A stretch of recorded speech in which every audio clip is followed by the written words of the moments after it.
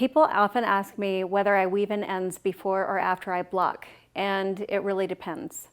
In this case, I'm just going to weave in one of the ends, and that one is in the center where the belly button start was.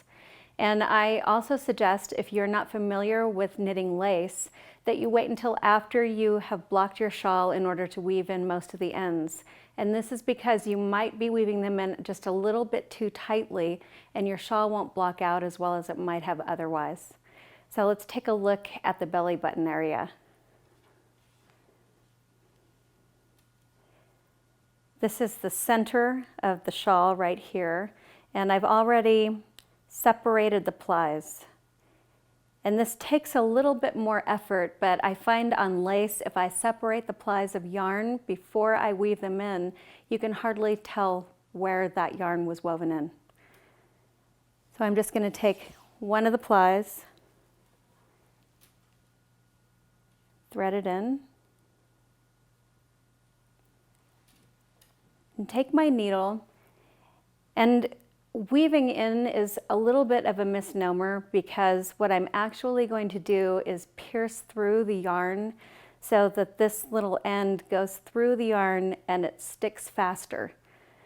In this case, it's particularly important because silk is a little slippery and it is not as toothy as, say, a merino or an animal fiber.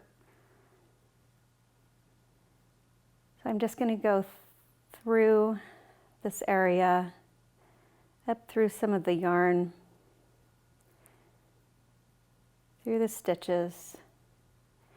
And while I'm doing this, I'm trying to stretch the stitches around the center as much as I can.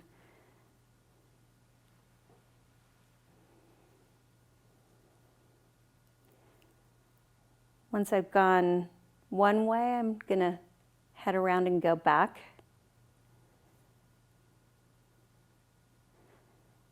The whole idea is that that end will never ever come out, and that in order for this to come loose, both ends would have to come out from opposite directions. So I've woven that ply in. Just going to do a little tiny knot through here.